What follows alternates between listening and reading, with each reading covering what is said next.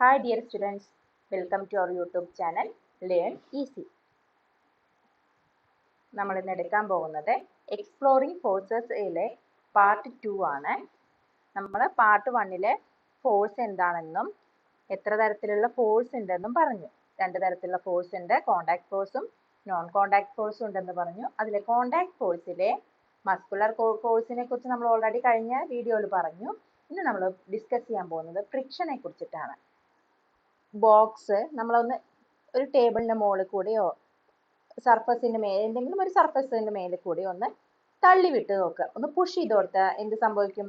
അത് കുറച്ച് ദൂരം നീങ്ങിയിട്ട് പിന്നെ അതിന്റെ എന്ത് ചെയ്യും? സ്പീഡ് കമ്മിയായി വരും. സ്പീഡ് കമ്മിയായി വന്നിട്ട് അത് സ്റ്റോപ്പ് ആവും അല്ലേ? എന്തുകൊണ്ടാണ് അങ്ങനെ സ്റ്റോപ്പ് ആവുന്നതെന്ന് പറയുന്നത്, നമ്മൾ ഒരു ഒബ്ജക്റ്റ് വേറൊരു ഒബ്ജക്റ്റിന്റെ മേലെ കൂടെ മൂവ് ചെയ്യുമ്പോൾ അല്ലെങ്കിൽ മൂവ് ചെയ്യാൻ ശ്രമിക്കുമ്പോൾ അതിന് ഓപ്പോസിറ്റ് ആയിട്ട് ഒരു ഫോഴ്സ് ആക്ട് ചെയ്യുന്നുണ്ട്. മനസ്സിലാക്കാം? ഈ ബോളിനെ നമ്മൾ അങ്ങോട്ട് പുഷ് ചെയ്തിടുമ്പോൾ അല്ലെങ്കിൽ ഈ ബോൾ അങ്ങോട്ട് മൂവ് ചെയ്യുമ്പോൾ ഈ ബോളിനെ ഇങ്ങോട്ട് ഈ ഓപ്പോസിറ്റ് ഡയറക്ഷനിൽ ഒരു ഫോഴ്സ് ഇവിടെ ക്രിയേറ്റ് ആവുന്നുണ്ട്. എവിടെയാണോ ഈ ബോളും ഈ സർഫസും ടച്ച് ചെയ്യുന്നത് അവിടെ ഒരു ഫോഴ്സ് എന്ത് ചെയ്യുന്നുണ്ട്? ബോൾ മൂവ് ചെയ്യുന്നതിന്റെ ഓപ്പോസിറ്റ് ഡയറക്ഷനിലേക്ക് ഒരു ഫോഴ്സ് എക്സ്പീരിയൻസ് ചെയ്യുന്നുണ്ട്. ആ ഫോഴ്സിനെയാണ് നമ്മൾ ഫ്രിക്ഷൻ എന്ന് പറയുന്നത്. ഇപ്പൊ മനസ്സിലായോ? അപ്പൊ എന്താ ഫ്രിക്ഷൻ എന്ന് പറയുന്നത്? ഒരു ഒബ്ജക്റ്റ് വേറൊരു ഒബ്ജക്റ്റിന്റെ മുകളിലൂടെ മൂവ് ചെയ്യുമ്പോഴോ ഇല്ലെങ്കിൽ മൂവ് ചെയ്യുമ്പോൾ ശ്രമിക്കുമ്പോഴോ അതിന്റെ ഓപ്പോസിറ്റ് ഡയറക്ഷനിൽ ഒരു ഫോഴ്സ് ക്രിയേറ്റ് ആവും. ആ ഫോഴ്സിനെയാണ് പറയുന്നത് ഫ്രിക്ഷൻ എന്ന് പറയുന്നത്. ഇവിടെ ഫ്രിക്ഷൻ എന്ന് പറയുന്നത് ഒരു കോണ്ടാക്ട് ഫോഴ്സ് ആണ്. എന്തുകൊണ്ടാണ് അങ്ങനെ പറയാൻ കാരണം? ഇവിടെ ഒരു കോണ്ടാക്ട് വരുന്നുണ്ട് അല്ലേ? ഈ ഒബ്ജക്റ്റുകൾ തമ്മിൽ എന്ത് ചെയ്യുന്നുണ്ട്? ഒരു കോണ്ടാക്ട് വരുന്നുണ്ട്. അതുകൊണ്ട് ഫ്രിക്ഷൻ എന്ന് പറയുന്നത് ഒരു കോണ്ടാക്ട് ഫോഴ്സ് ആണ്. Friction opposes the motion of N object. ഒരു ഒബ്ജക്റ്റിന്റെ മോഷനെ ഓപ്പോസ് ചെയ്യും. എപ്പോഴാണ്? when it moves or try to move over another surface. ഒരു സർഫസിന്റെ മുകളിലൂടെ അത് മൂവ് ചെയ്യുമ്പോഴോ ഇല്ലെങ്കിൽ മൂവ് ചെയ്യാൻ ശ്രമിക്കുമ്പോഴോ അതിനെ ഓപ്പോസ് ചെയ്യുന്ന ഫോഴ്സിനെയാണ് നമ്മൾ ഫ്രിക്ഷൻ എന്ന് പറയുന്നത്. ഇപ്പൊ മനസ്സിലായോ? ചെറിയ ഇവിടെ ഒരാൾ എന്ത് ചെയ്യുന്നുണ്ട്? ഈ ബോക്സ് ഇങ്ങോട്ട് മൂവ് ചെയ്യിക്കാൻ ശ്രമിക്കുകയാണ്. അപ്പൊ ഈ മൂവ് ചെയ്യിക്കുമ്പോൾ കണ്ടോ, ഇങ്ങോട്ട് മൂവ് ചെയ്യുമ്പോൾ അതിന് ഓപ്പോസിറ്റ് ആയിട്ട് ഫ്രിക്ഷൻ ഫോഴ്സ് എങ്ങോട്ടായിരിക്കും? അതിന്റെ ഓപ്പോസിറ്റ് ഡയറക്ഷനിലായിരിക്കും. ഇപ്പൊ കാര്യം മനസ്സിലായോ? Friction always acts in a direction opposite to the direction in which the object is moving or trying to move. Okay, clear? The force of friction is a contact force. എന്താ ഇത്? രണ്ട് കാര്യങ്ങളും മനസ്സിലായില്ലേ? Clear ആയില്ലേ? ഇനി ഇത് കണ്ടോ, ഈ പിക്ചറിൽ കണ്ടോ, ഒരു സർഫസിന്റെ മേലിലൂടെ ഇപ്പൊ നമ്മൾ റോഡിലൂടെ ഒക്കെ ആണെങ്കിൽ വണ്ടി പോകുമ്പോൾ കാറോ ഒക്കെ പോകുമ്പോൾ അതിന്റെ ടയറും ആ റോഡും തമ്മിൽ ഒരു കോണ്ടാക്ട് വരുന്നുണ്ട് അല്ലെ? അങ്ങനെ കോണ്ടാക്ട് വരുമ്പോൾ അവിടെ ഫ്രിക്ഷൻ സംഭവിക്കുന്നത് എന്തുകൊണ്ടാണെന്ന് അറിയോ? The friction arises due to the irregularities in the two surface in contact. ഈ രണ്ട് സർഫസുകൾ കോണ്ടാക്ട് വരുമ്പോൾ അവിടെ ഉണ്ടാകുന്ന ഇറഗുലാരിറ്റീസ്, ഒരുപാട് കുഴികളൊക്കെ ഉണ്ടാവും അല്ലെ? ആ സർഫസ് രണ്ടിന്റെയും ഇടയിലായിട്ട് ഒരുപാട് കുഴികൾ ഉണ്ടാവും. ഈ കുഴികൾ തമ്മിൽ ഇന്റർലോക്ക് ചെയ്യപ്പെടും, ഒരു ലോക്ക് ക്രിയേറ്റ് ആവും. അങ്ങനെയാണ് അത് ചെയ്യുന്നത്. അവിടെ അവരെ മൂവ് ചെയ്യുന്നതിന്റെ സ്പീഡ് കുറഞ്ഞു വരുന്നത്. Even surface which appears smooth have a large number of minute irregularities. നമുക്ക് സ്മൂത്ത് ആണെന്ന് പുറമെ കാണുമ്പോൾ തോന്നുമെങ്കിലും അതിൽ എന്തുണ്ടാവും? ഒരുപാട് മൈന്യൂട്ട് ആയിട്ടുള്ള ഇറഗുലാരിറ്റീസ് ഉണ്ടാവും. കുണ്ടുകളും കുഴികളും ഒക്കെ ചെറിയതായിട്ട് ഒരുപാട് ഉണ്ടായിരിക്കും. When placed in contact, the irregularities of two surfaces lock into each other and oppose any effort to move one surface over the other. അങ്ങനെ വരുന്ന ആ ഇറഗുലാരിറ്റീസ് തമ്മിലുള്ള ലോക്കാണ് ഒരു ഒബ്ജക്റ്റിനെ മൂവ് ചെയ്യുന്നതിന് ഓപ്പോസിറ്റ് ആയിട്ട് എഫക്ട് ചെയ്യുന്നത്. Different surfaces, the object stop after moving different distance. So we can say that the force of friction depends upon the nature of the surface in contact. പല സർഫസിലും എന്താണ്, ഓരോ object move ചെയ്യുമ്പോൾ ഉണ്ടാകുന്ന ആ distance, സഞ്ചരിക്കുന്ന move ചെയ്യുന്ന distance എന്ന് പറയുന്നത് വ്യത്യസ്തമാണ്. അത് എന്തുകൊണ്ടാന്ന് പറയുന്നത്? ഫ്രിക്ഷൻ എന്ന് പറയുന്നത് ദ നാച്ചർ ഓഫ് ദ സർഫസിനെ ഡിപ്പെൻഡ് ചെയ്തിരിക്കും. അതുകൊണ്ടാണ് അങ്ങനെ ആ വ്യത്യാസം വരുന്നത്. Friction is greater on rough surface. Friction എന്ന് പറയുന്നത് ഏറ്റവും കൂടുതൽ അനുഭവപ്പെടുന്നത് എവിടെയാണ്? റഫ് സർഫസിലാണ്. അതുകൊണ്ടാണ് നമ്മൾ റോഡുകളൊക്കെ കുറച്ച് റഫ് ആയിട്ടല്ലേ കാണുന്നത്. അപ്പൊ ഫ്രിക്ഷൻ കുറയ്ക്കണമെങ്കിൽ എന്ത് ചെയ്യണം? നമ്മൾ സർഫസിനെ സ്മൂത്ത് ആക്കിയാൽ മതി അല്ലേ? ഫ്രിക്ഷൻ എന്ന് പറയുന്നത് ഇവിടെ ഈ രണ്ട് ഒബ്ജക്റ്റുകൾ തമ്മിൽ കോണ്ടാക്ട് ചെയ്യുന്ന സർഫസിന്റെ ഏരിയയെ ഡിപ്പെൻഡ് ചെയ്തിരിക്കും. ഇപ്പൊ നമ്മൾ ഒരു ബോക്സ് വലിക്കുമ്പോഴും ഒരു ഇതേപോലെ ഒന്ന് റോൾ ചെയ്യുമ്പോഴും ഉണ്ടാകുന്ന എഫേർട്ട് എന്ന് പറയുന്നത് ഡിഫറെന്റ് ആണ്. ഏതാണ് കുറച്ച് ഈസി? ഇങ്ങനെ റോൾ ചെയ്യുമ്പോൾ നമുക്ക് എളുപ്പത്തിൽ പറ്റും അല്ലേ റോൾ ചെയ്ത് നീക്കാൻ. ഇപ്പൊ നിങ്ങൾ മരങ്ങളൊക്കെ കണ്ടിട്ടില്ലേ? മരം വെട്ടിയിട്ടുള്ള വലിയ തടി ഉണ്ടാവില്ലേ? വുഡ്, അതിന്റെ മരത്തിന്റെ വുഡൊക്കെ നിങ്ങൾ മാറ്റാൻ വേണ്ടിയിട്ട് ഇങ്ങനെ ഉരുട്ടി കൊണ്ടുപോകുന്നത് കണ്ടിട്ടുണ്ടോ? അത് വലിച്ചു കൊണ്ടുപോകുന്നതിനെക്കാട്ടിലും റോൾ ചെയ്തിട്ടാണ് കൊണ്ടുപോവുക. എന്തുകൊണ്ടാണ് അങ്ങനെ ചെയ്യുന്നത്? ഇങ്ങനെ റോൾ ചെയ്യുമ്പോൾ ഈ രണ്ട് സർഫസുകൾ, ഇതിപ്പോ മരമാണെന്ന് വിചാരിച്ചോളൂ, ഈ മരവും ഈ സർഫസും തമ്മിലുള്ള കോണ്ടാക്ട് ഏരിയ എന്ന് പറയുന്നത് കുറവാണ് അല്ലേ? ഇപ്പൊ ഇതിലെ നോക്കൂ, ഇതിന്റെ ഇത്രയും ഭാഗം എന്താണ്? ഈ രണ്ട് സർഫസുകൾ തമ്മിൽ കോണ്ടാക്ട് ഉണ്ട്. അപ്പൊ ആ കോണ്ടാക്ട് കുറയുമ്പോൾ ഫ്രിക്ഷൻ കുറയും. മനസ്സിലാവുന്നുണ്ടോ? കോണ്ടാക്ട് കൂടുമ്പോ, കോണ്ടാക്ട് ചെയ്യുന്ന ഏരിയ കൂടുമ്പോൾ എന്ത് ചെയ്യും? ഫ്രിക്ഷൻ കൂടുതലായിരിക്കും. അതുകൊണ്ടാണ് നമ്മൾ എപ്പോഴും റോൾ ചെയ്യുമ്പോൾ ഏറ്റവും നമുക്ക് ഈസി ആയിട്ട് നമുക്ക് നീക്കാനൊക്കെ പറ്റുന്നത്. കണ്ടോ ഈ ബുക്ക് നിങ്ങൾ ഇന്ന് ചെയ്ത് നോക്കുക. ഒരു ടേബിൾ മുമ്പിൽ ഒരു ബുക്ക് വെച്ചിട്ട് ഇതിങ്ങനെ തള്ളി നീക്കുമ്പോഴാണോ ഇല്ലെങ്കിൽ ഇങ്ങനെ പെൻസിൽ വെച്ച് നീക്കുമ്പോഴാണോ നിങ്ങൾക്ക് ഈസി ആയിട്ട് തോന്നാറ്? അല്ലേ? പെൻസിൽ വെച്ച് നീക്കുമ്പോഴല്ലേ. കാരണം എന്താ? ഇവിടെ ഏരിയ, ആ ടച്ച് ചെയ്യുന്ന രണ്ട് സർഫസുകൾ തമ്മിൽ ടച്ച് ചെയ്യുന്ന ഏരിയ കുറവാണ് ഇതിനെ അപേക്ഷിച്ച് അല്ലേ? അങ്ങനെ കുറവാകുമ്പോൾ എന്ത് ചെയ്യും? നമുക്ക് ഫ്രിക്ഷൻ കുറവായി കിട്ടും. അപ്പൊ റോളിംഗ് ഫ്രിക്ഷൻ എപ്പോഴും എന്തായിരിക്കും? കുറവായിരിക്കും. സ്ലൈഡിംഗ് ഫ്രിക്ഷൻ ആയിക്കാണും. ചിലപ്പോൾ ഇതിന് അപ്ലിക്കേഷൻ ലെവലിൽ ക്വസ്റ്റ്യൻ വരാൻ ചിലപ്പോൾ സാധ്യത ഉണ്ട്. ഇങ്ങനെ മരങ്ങളോ അല്ലെങ്കിൽ എന്തെങ്കിലും ഒരു സാധനങ്ങളൊക്കെ ഇങ്ങനെ റോൾ ചെയ്യുന്നതാണ് സ്ലൈഡ് ചെയ്യുന്നതിനെക്കാട്ടിലും ഈസി ആയിട്ട് തോന്നുന്നത്. എന്തുകൊണ്ട് എന്ന് ചോദിച്ചാൽ നിങ്ങൾ അപ്പൊ എന്താണ്? ഫ്രിക്ഷൻ അവിടെ കുറവായിട്ട് വരുന്നത് കൊണ്ടാണെന്ന് ആൻസർ എഴുതണം കേട്ടോ. Does the force of friction act only if the objects are moving on solid surface? What about objects moving through liquid and gases? Air, water and other liquids exert force of friction on the object moving through them. Hence, the objects such as aeroplanes, ships, boats or high-speed trains are designed with specific shapes to reduce the force of friction due to the air or water around them. ഇതെന്താ പറയുന്നതെന്ന് വെച്ചാൽ, നിങ്ങൾ എയ്റോപ്ലെയിനിന്റെയും ബോട്ടിന്റെയും നല്ല സ്പീഡിൽ പോകുന്ന കാറുകളില്ലേ, speed cars, അതിൻ്റെയൊക്കെ front ഭാഗം ശ്രദ്ധിച്ചിട്ടുണ്ടോ? ഇങ്ങനെ ഒരു ഷേപ്പാണ് അല്ലേ? എന്തുകൊണ്ടാണ് ഇങ്ങനെ ഒരു ഷേപ്പ് ഡിസൈൻ ചെയ്തിരിക്കുന്നതെന്ന് അറിയോ? നമ്മൾ പറഞ്ഞു കോണ്ടാക്ട് കുറയുമ്പോൾ, കോണ്ടാക്ട് ഏരിയ കുറയുമ്പോൾ ഫ്രിക്ഷൻ എന്ത് ചെയ്യും? കുറയും. അപ്പൊ എന്ത് ചെയ്യും? ഈ എയ്റോപ്ലെയിന്, വിമാനം ഇല്ലെങ്കിൽ പോകുമ്പോൾ എന്ത് ചെയ്യും? ഈ എയർ എന്ത് ചെയ്യും? ഈ രണ്ട് സൈഡിലേക്കായിട്ട് പുഷ് ചെയ്യപ്പെടും അല്ലേ? ഇതിന്റെ ഡിസൈൻ കണ്ടില്ലേ? ഇങ്ങനെ ഒരു കൂർത്ത ഒരു ഡിസൈൻ അല്ലേ ഫ്രണ്ട് ഭാഗം വരുന്നത്? അപ്പോൾ ഏരിയ ഓഫ് കോണ്ടാക്ട് കുറയുമ്പോൾ ഫ്രിക്ഷൻ കുറയും. അപ്പൊ അവർക്ക് കൂടുതൽ സ്പീഡിൽ മൂവ് ചെയ്യാൻ പറ്റും. ബോട്ടിനും അതുപോലെ തന്നെയാണ്. കണ്ടോ? അപ്പോൾ ഈ ബോട്ട് ഇങ്ങനെ പോകുമ്പോൾ എന്ത് ചെയ്യും? വെള്ളത്തിനെ ഈ രണ്ട് സൈഡിലേക്കും പുഷ് ചെയ്യത് തള്ളി മാറ്റും അല്ലേ? കാറാണെങ്കിലും ഇതെന്ത് ചെയ്യും? എയറിനെ രണ്ട് സൈഡിലേക്കും തള്ളി മാറ്റും. എന്നിട്ട് ഫ്രിക്ഷൻ കുറയ്ക്കുന്നതിന് വേണ്ടിയിട്ടാണ് ഇങ്ങനെ ഡിസൈൻ ചെയ്തിട്ടുള്ളത്. ഇപ്പൊ മനസ്സിലായോ? ഇത് ആപ്ലിക്കേഷൻ ലെവൽ ക്വസ്റ്റ്യൻ ആയിട്ട് ചോദിക്കാൻ സാധ്യതയുള്ള ഭാഗമാണ്.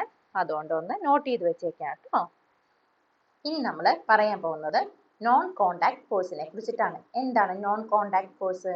ഇതിന്റെ പേര് പറയുന്നത് പോലെ തന്നെ രണ്ട് ഒബ്ജക്റ്റുകൾ തമ്മിൽ, രണ്ടോ അതിലധികമോ ഒബ്ജക്റ്റുകൾ തമ്മിൽ contact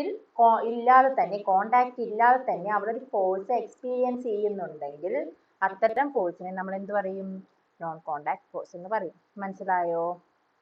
There are forces whose effect can be experienced even if the object are not in contact. കോണ്ടാക്റ്റിൽ അല്ലെങ്കിൽ പോലും അവിടെ ഫോഴ്സ് എക്സ്പീരിയൻസ് ചെയ്യുന്നുണ്ടെങ്കിൽ അത്തരം ഫോഴ്സ് ആണ്.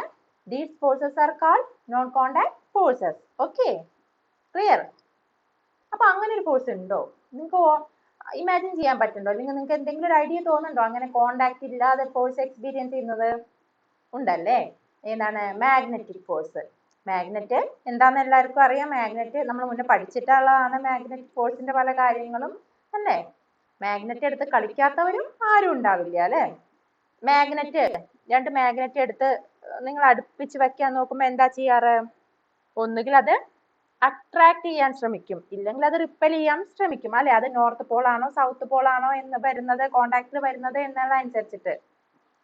നോർത്ത് ആൻഡ് ആണെങ്കിൽ, ഇല്ലെങ്കിൽ സൗത്ത് ആൻഡ് സൗത്ത് ആണ്, സെയിം പോളുകളാണ് ഈ തമ്മിൽ ഫേസ് ചെയ്ത് വരുന്നുണ്ടെങ്കിൽ അവ എന്ത് ചെയ്യും? റിപ്പൽ ചെയ്യാൻ ശ്രമിക്കും അല്ലെ? അല്ല ഓപ്പോസിറ്റ് ആയിട്ട് നോർത്തും സൗത്തും ആണ് അടുപ്പിച്ച് വരുന്നത് ഇല്ലെങ്കിൽ എന്താണ്? അത് അട്രാക്ട് ചെയ്യാൻ ശ്രമിക്കും അല്ലെ? എല്ലാവർക്കും എക്സ്പീരിയൻസ് ചെയ്തിട്ടുണ്ടാവും ഇങ്ങനത്തെ ഒരു കാര്യം. അപ്പൊ നിങ്ങൾ രണ്ട് മാഗ്നറ്റ്, ഇല്ലെങ്കിൽ ഒരു മാഗ്നറ്റും ഇല്ല ഒരു ആണിയോ എന്തെങ്കിലും അടുത്ത് കൊണ്ടുവരുമ്പോൾ എന്ത് ചെയ്യും? ഒരു നിങ്ങളൊക്കെ എക്സ്പീരിയൻസ് ചെയ്യാറുണ്ടല്ലേ? നിങ്ങളെ കൈയിനെ അങ്ങനെ ചേർത്ത് വലിക്കുന്നതായിട്ടോ, ഇല്ലെങ്കിൽ അവിടുന്ന് റിപ്പൽ ചെയ്യാന്നുണ്ടെങ്കിൽ എന്ത് ചെയ്യും? അവിടുന്ന് അകറ്റി മാറ്റുന്നതായിട്ട് നിങ്ങൾക്ക് ആ ഫോഴ്സ് എക്സ്പീരിയൻസ് ചെയ്യാറില്ലേ? അത് കോണ്ടാക്റ്റിൽ വന്നിട്ടാണോ ആ ഫോഴ്സ് ഉണ്ടാവുന്നത് അവിടെ? അല്ലാതെ അടുത്തേക്ക് വരുമ്പോ തന്നെ അവിടെ ഒരു ഫോഴ്സ് ക്രിയേറ്റ് ആവുന്നുണ്ട് അല്ലേ? അപ്പൊ അത്തരം ഫോഴ്സിനെയാണ് നമ്മൾ എന്ത് പറയുന്നത്? നോൺ കോണ്ടാക്ട് ഫോഴ്സ് എന്ന് പറയുന്നത്. നോൺ കോണ്ടാക്ട് ഫോഴ്സിന് എക്സാമ്പിൾ ആണ് magnetic force. Force exerted by a magnet on another magnet or a magnetic material is called magnetic force. ഒരു മാഗ്നറ്റ് മറ്റൊരു മാഗ്നറ്റിന്റെ മുകളിലോ ഇല്ലെങ്കിൽ മാഗ്നറ്റിക് മെറ്റീരിയലിന്റെ മുകളിലോ ഉണ്ടാക്കുന്ന ഫോഴ്സിനെയാണ് നമ്മൾ എന്ത് പറയുന്നത്? മാഗ്നറ്റിക് ഫോഴ്സ് എന്ന് പറയുന്നത് അല്ലേ? സിമ്പിൾ അല്ലേ? A magnet can exert a force from a distance without being in contact.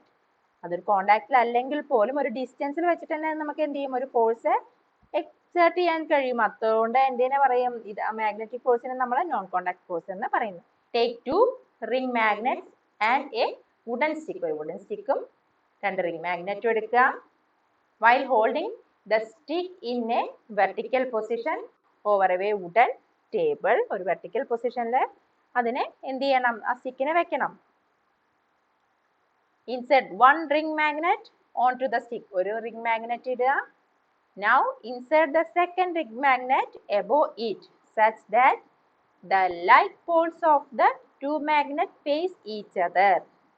രണ്ട് ലൈക്ക് പോൾസ് ആണ് ഫേസ് ചെയ്യുന്നതെങ്കിൽ എന്ത് സംഭവിക്കും? അത് thus the second magnet stay floating above the first magnet. Try pushing the second magnet down gently. Do you feel a force on it? നമുക്ക് ഒരു force experience ചെയ്യും. Now reverse the poles of both the magnets. Thus the second magnet still remain floating.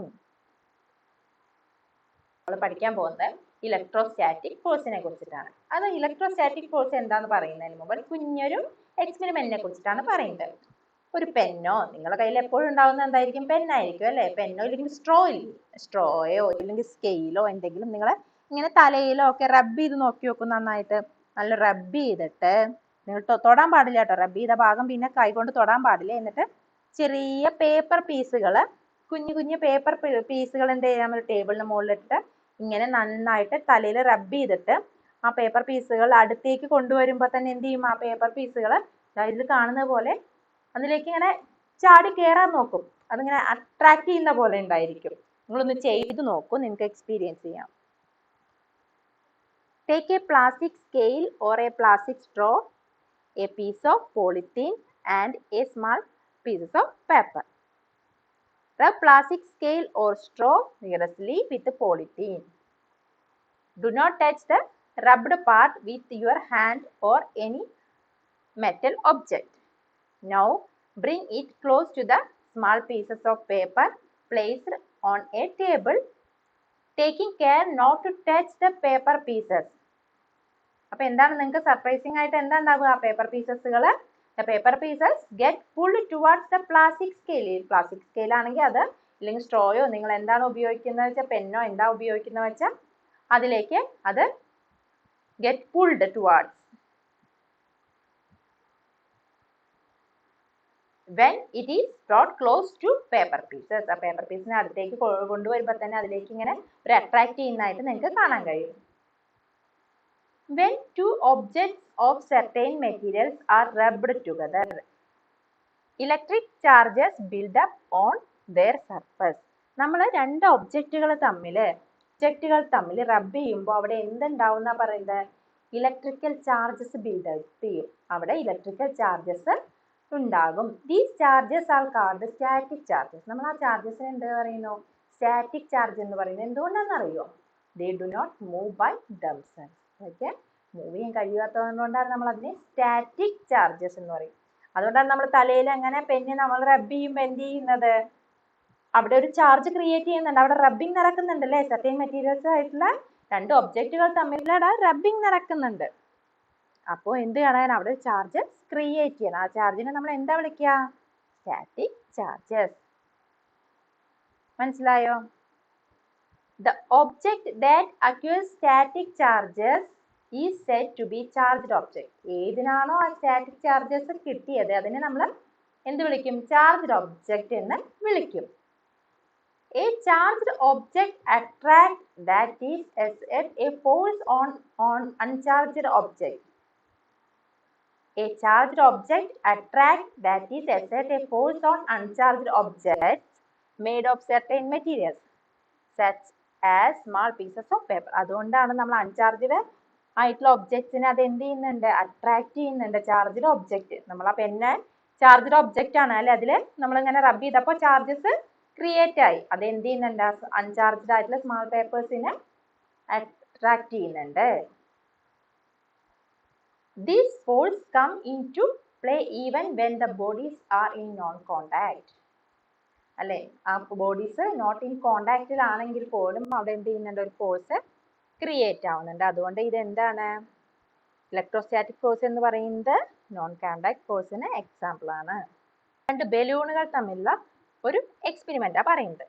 Take two balloons, a length of thread and a woollen cloth. രണ്ട് ബലൂണുകൾ എടുത്തിട്ട് വീർപ്പിച്ചിട്ട് എന്ത് ചെയ്യണം? ഇങ്ങനെ ഒരു ത്രെഡിൽ കെട്ടിയിട്ട് ഇങ്ങനെ തൂക്കിയിടുക. Inflate two balloons and hang them in such a way that they do not touch each other. അവ തമ്മിൽ എന്ത് ചെയ്യരുത്? തമ്മിൽ ടച്ച് ചെയ്യാൻ പാടില്ല. Rub both balloons with a woolen cloth and release them. Okay, woolen cloth കൊണ്ട് rub ചെയ്യും. Be careful not to touch the rubbed balloons with your fingers. We observed that the balloons move away from each other as if they are repelling each other. അല്ലേ, അതെന്ത് ചെയ്യും? കണ്ടോ, ചിത്രത്തിൽ കാണുന്നുണ്ടോ? അങ്ങനെ ചെയ്തപ്പോൾ അത് രണ്ടും റിപ്പൽ ചെയ്യുന്നതായിട്ട്, അങ്ങനെ മൂവ് അവേ ആയിട്ട് പോകുന്നതായിട്ട് നമുക്ക് കാണാൻ പറ്റും. Now bring the woolen cloth used for rubbing the balloons close to one of the rubbed balloons. അപ്പോൾ എന്താ ഉണ്ടാവുന്നത്? They move towards each other as if they are attracting each other. That the two similarly charged balloons repel. രണ്ട് similarly ഒരുപോലെ charged ആയിട്ടുള്ള balloons എന്ത് ചെയ്യുന്നുണ്ട്? Ripple ചെയ്യാണ് ചെയ്യുന്നത് അല്ലേ? അങ്ങനെയല്ലേ നമ്മൾ കണ്ടത്? Whereas a charged balloon and a woolen cloth, എന്താണ്? ഒരു ചാർജ്ഡ് ബലൂണും ഒരു വുളൻ ക്ലോത്തും എന്താണ് ചെയ്തത്? അത് അട്രാക്ട് ചെയ്യാണ് ചെയ്തത്. ഇതിന് എന്താ നമുക്ക് മനസ്സിലായേ?